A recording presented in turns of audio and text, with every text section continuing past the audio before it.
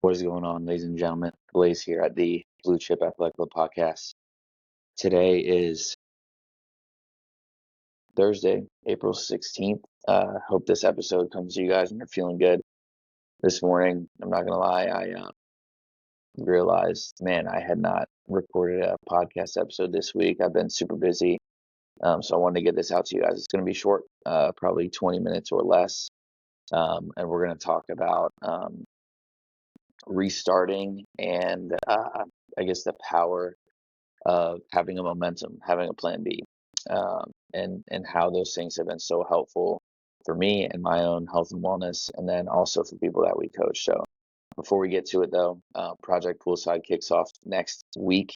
I'm super stoked to welcome this program. It's revamped. I think it continues to build and grow every single year. But we're doing an 8-week summer transformation program. What does that mean for you guys?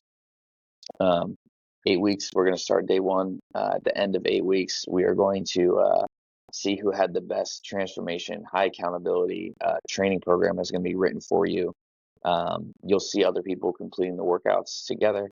We'll do nutrition coaching. There'll be some group calls weekly that'll be with our group, with our private group, as well as one-on-one call opportunities with me, so we can chat through some nutrition challenges that you have. And honestly, it's about walking into summer of 2026 ready to be confident at the beach or at the pool and feel truly your best. These workouts are going to be challenging. I just finished recording a handful of them yesterday, and I'm telling you, they are tough. Even just recording them here, I ended up sweating pretty heavily, just demoing some of the movement patterns. Again, I'm doing the entire program with you guys, which should be super fun to go through it. And this is exactly how I would train if I were wanting to build my athleticism, look better naked, and just be better going into summer 2026. So really excited for that. Excited to bring you guys in. Wanted to shout out First Form. You guys know we work with those guys. They're great. Sweet Perfections, protein cookies, Log 10, which is becoming pilot based for all of our pilot flight logbooks.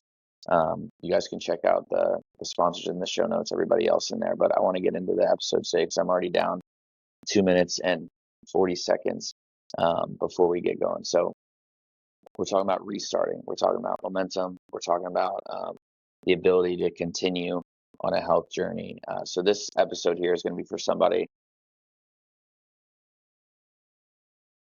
who finds themselves yo-yoing.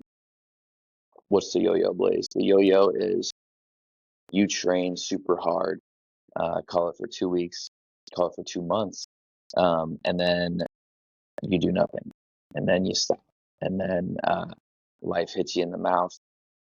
Maybe your kid goes to the hospital, or maybe you end up going on a trip, and then you come back from that trip, and then it's like, man, I cannot get back into the flow. I cannot, perform. I'm not getting back into the gym, or I'm not eating well. And then before you know it, your body, your habits, all those things kind of go back off the rails. And then, a year goes by, 2 years goes by, 3 years goes by, and then you're 10, 15, 20 pounds heavier. Or you're in a position where you're not moving well, you can't get on and off the ground unassisted, and it's just like, man, like, what happened? This episode's for you guys, and the reason that I say that is because that, even though I was training the entire time, kind of happened to me. I've told this story a handful of times on here, and I'll tell it really quick. I'll give you the short version. When I was in naval flight training, training to be able to fly planes for the Coast Guard, I went to the flight doctor right before I started flying the T6 Texan, which super fun little plane. And I get there, and the guy's like, "Hey, dude, you're 230 pounds," and I'm like, "Yeah, dude, like, obviously." And at this point, I was the strongest I'd ever been. Lifting really, really heavy weights. I'm about 6 foot tall, for those of you that don't know me personally. And that's heavy for me, dude. And I'll tell you, I was still playing sports, but I was slow to get up the steps. It took me a lot of time to be able to, move effectively, efficiently, and well. So I you'd call that the dirty bulk nowadays, I guess. And the guy was like, "Yeah, you're 230 pounds." I'm like, "Yeah, dude. So what? I'm benching 315. I'm squatting over 400 pounds, and I'm deadlifting over 500 pounds. Like, who cares?" And the guy's like, "Oh no, if you gain another pound, you're going to be too heavy for the ejection seat of this plane, which is rated at 231 pounds." And I'm like, "Oh shit, what am I going to do?" And for me, that was my big wake up call, that the way that I was training and the things that I was doing nutritionally and in the gym was not getting me to where I wanted to be, is moving away from that. And I had lost sight of that over the course of the couple years after college, um, kind of ego lifting and powerlifting, and then getting into this kind of space myself. So if you guys, maybe you're in a similar spot, maybe you're not, maybe you're just kind of falling off the health journey. Um, these are some kind of things that I think could be really helpful for you. Number one, I like to think of a health journey like you're on a road trip. So you're on a road trip, you're driving, let's say you're a East Coaster and you're driving out west. You're somebody who lives in New York, and you're like, "Oh dude, I'm going to take a road trip to LA." Not recommended, but let's talk about LA. I'd rather go to NorCal personally, but we'll say you're going to LA, and you're going on the road trip, and LA is going to be, for lack of a better term, we're going to call it your destination postcard, your wellness vision. This is like in the back of your brain, like this is what you're always working to get. You may you may never even reach it, to be honest with you. But this is like the cream de la creme of health. Maybe you're peeled, you got a six pack, you're able to do crazy calisthenics movements, whatever your kind of goals are, right? You can kind of talk through those, the way that you eat, the way that you train, the way that you move, the way that you interact with kids, all of those things. And let's say you start your road trip. Maybe it's a solo road trip. I personally don't recommend that. I obviously like to have a coach with me on the way to help me navigate the road. But let's say that while you're on that road trip, you end up getting a flat tire. This is a blunder in the road. This is you on a road trip, and you hit a nail, your tire goes flat, and you go check the tire. This is your vacation. This is your kids going to the hospital, like we talked about. This is the oh boy, life's going crazy. This is the parts of life kind of hitting you in the mouth, and then you get your flat tire. Now you have a couple options. If in real life and this is happening to you, if you go out to your tire in your car, are you going to A, replace the tire, or B, slash the remaining three tires and stop your road trip in the middle of the United States in a flyover state, which nobody wants to be in, to be honest with you? So what are you doing? The reality is everybody knows you're gonna replace the tire with the spare. You'll buy some new tires, and then you're gonna keep rolling. You're not gonna intentionally slash the other remaining three tires, stop your road trip completely, and then never get where you want to be. That is the difference. That is how a sustainable health program can be built, so that you're able to make progress continually over time to get you towards your goals, instead of just being like, "Oh yeah, dude, like uh, if I'm not perfect all the time, putting premium gas in the car, if I don't have the newest tires, if I don't have the best, environmental conditions, if it's not raining, if it's not snowing, if it's not having all these other factors kind of affecting your route and your path, you know, health doesn't happen in a perfect vacuum." Dude, you guys have seen, and maybe you haven't, but we are doing extensive home renovations here at my house. We're redoing kitchen, we're redoing a yard, flooring. I mean, shit, there's so many projects happening here. If I was waiting for the perfect day to wake up and do a workout, it would never come. It honestly wouldn't. And that's the reality, that I feel like we kind of sit and we wait, and we're like, "Oh yeah, it'll come," or perfect workout, or the most amount of motivation. And I think it's really effective for people, myself included, to have like a plan B. What's your plan B? What's your option? What's the thing that's like, "Oh, this still gave me a life win, but maybe it wasn't perfect conditions. And this goes back to kind of our tires being slashed and what we're going to do about that whole situation. So let's say your tire gets slashed. We'll continue our analogy. You replace the tire. How do you replace the tire? How do you put a spare on? When you plan to go for a workout for 45 minutes, and maybe it was pre-programmed by a coach, maybe it was written by you, and you're like, oh yeah, I went to the gym, but then you get your call, and you realize like, hey, you have to do a work project, and you only get 20 minutes. Are you just gonna like be frustrated and pissed and not see it as a win that you're getting there? Are you going to then, craft I mean, an excuse to leave and not even put the 20 minutes in, and then let that kind of snowball and lead to having absolutely no, I'll say like confidence, motivation moving forward for the following days because you feel like you just goofed it up. No, the reality is that's not the way to an effective program. It's not the way to make effective change. So finding a plan B option, I think, is really, really effective for people. And for me, what does plan B look like? Uh, Plan B for me today, I was supposed to, here's a great example. Today I was supposed to train this morning. I realized that I had not recorded a podcast for the business. And I am now doing some floor mobility as you guys sit here with me, and stretching out while I'm talking to you.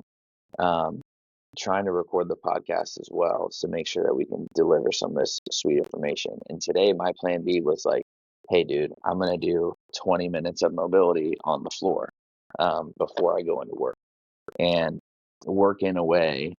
Today I was actually planning to not train. We have a private coaching group here in the Tampa area that comes by and trains a handful of times a week. Today I was not planning to train with them, but this morning, if I can do 20 minutes of mobility before I go fly for the whole day, and then I can come back and train with our community later on, um, have them run through the gauntlet of workout that I was going to either do today, um, and during this time, uh, that's a way that we're making an adjustment. That's the way that we're taking the information in that we have, defaulting to a plan B, replacing the tire, and then continuing the road trip. So, apply that to anything that you're doing when it comes to your health, your nutrition. Another great example. Um, this is something that I feel like gets a lot of people. So let's say you're somebody who's trying to be better about your nutrition. Maybe you're trying to drink more water. Maybe you're trying to eat more protein. Very common goals with people that we work with. And let's say you're really, really good Monday through Friday. Again, something that we see very frequently. And then Saturday and Sunday, it is like punted and then it's off into the ether.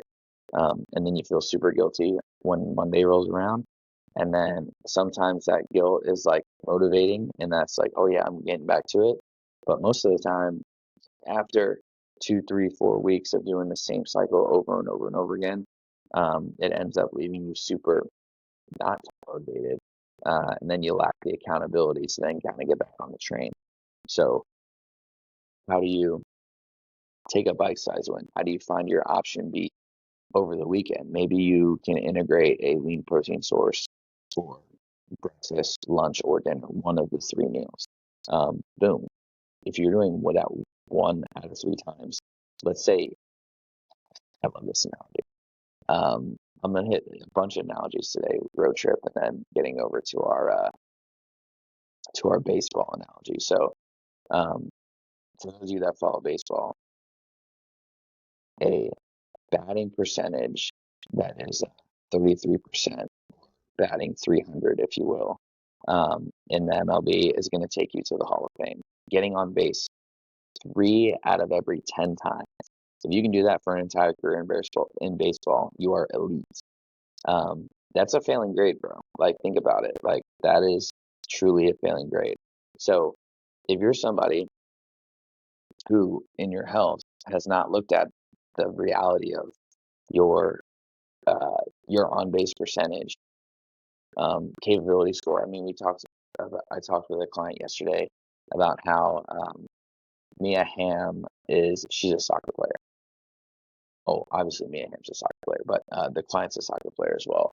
And I was like, hey, don't you think like it would be sick to score like every single game? Like if you could, choose and you take 10 shots, scoring on 10 would be sick, right? She's like, oh yeah. Well, even if you scored on like half or a third of those shots, is that still success? And when you start to think about it that way, maybe their goal is super big, and having big goals is great, and having big scary goals is great. But if you start to think about the fact that like you can make some progress even in those like micro moments between a weekend party or a travel trip, and find ways to kind of hold on to those little bits of momentum, it lets you lead a life that snowballs into just being healthy and moving. And then before you know it, it becomes part of your identity. And that's the thing that's like super, super, super important is starting to take the frame of mind and kind of embodying the fact that like you're a health person. If you're listening to this podcast and you've been on it for 16 minutes, you're probably a health person. I'm probably preaching to the choir here, but if you're somebody who is starting to internalize the fact like, oh, I am a health person, then a lot of the things kind of work themselves out. So this is tip number 2. If you're somebody who tends to yo-yo,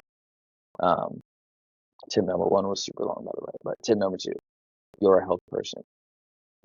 Utilizing an I am statement and embodying something like that, although it sounds pretty woo-woo and ridiculous, can be incredibly helpful. And let me show you how powerful it is.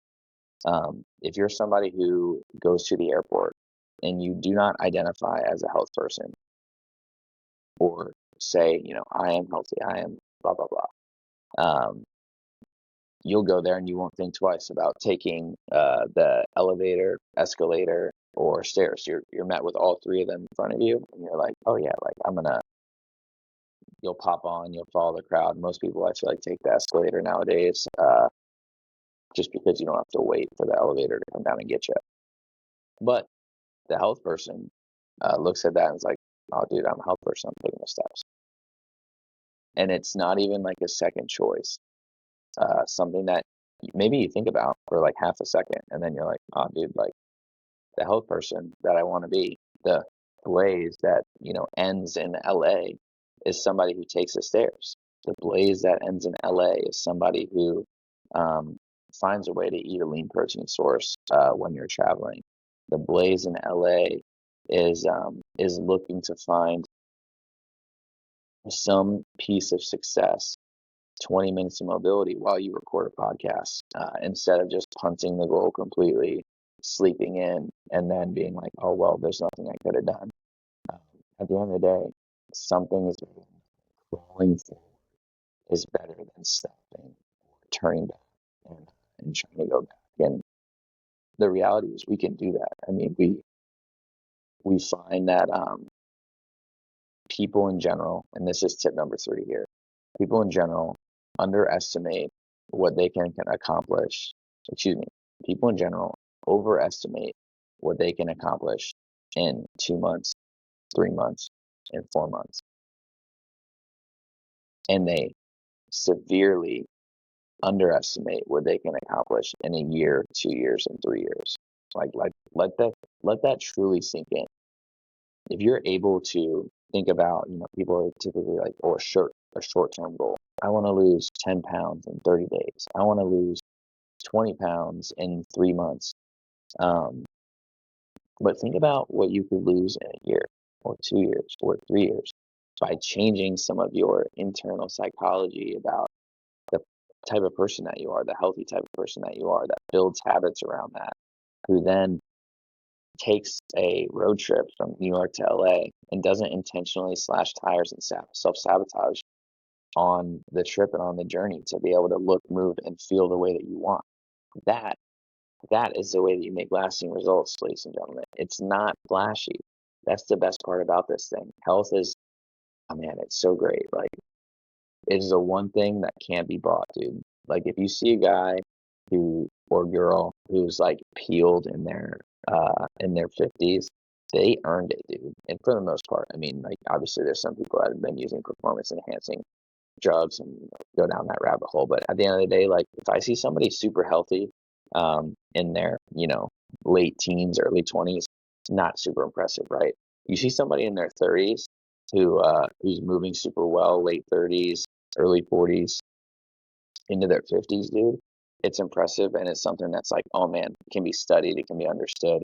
And those type of people, it's part of who they are. It's part of their culture. It's part of the type of life that they lead. It's part of the uh, resilience. It's part of their, normal routine. They've made it into a habit, and it's non-negotiable. So nobody's perfect all the time. Anybody who tells you that is just completely full of shit. But I hope this, episode gave you guys a little bit of motivation to kind of figure out, hey, what's the way that I'm going to incorporate the healthiest, happiest version of myself moving forward here. And if you need help with that, we are launching again Project Poolside here, 8-week transformation program where really it will be a jump start, a kick in the ass for you guys who are looking for a way that myself can help you take your road trip from New York to LA and then truly change the person that you're going to be along the way. The coaching style that I have, I'll leave you guys with this, is I'm never going to tell you where to turn the car, where to get gas, or where to pull over for a rest. I'll tell you the most efficient and effective way to get from New York to LA. But at the end of the day, you're sitting in the driver's seat, you're driving the car, and you're in charge of your own destiny and your own results. And the best part is seeing people do that, take that bull by the horns, and then truly make lifelong health change, even in a short amount of time. It's super awesome. So that's all I got for you guys. Appreciate you for listening. If you stuck with us for the full 22 minutes. If you did, by the way, and you haven't done it so far, please, please, please leave us a review. I'm awful about asking for them on Google, on Spotify, on Apple Podcasts, wherever you guys are listening. Subscribe to us on YouTube. It's a way that the business grows, and it's free. It costs $0, and that is supporting us more than you could ever know. And I'm super, super thankful if you've already done so. Telling a friend is even a super free and fantastic way that you can support us. Thank you guys again for sticking with us. And remember, you don't stop playing because you get old. You get old because you stop playing. We'll see you guys in the next episode. Peace.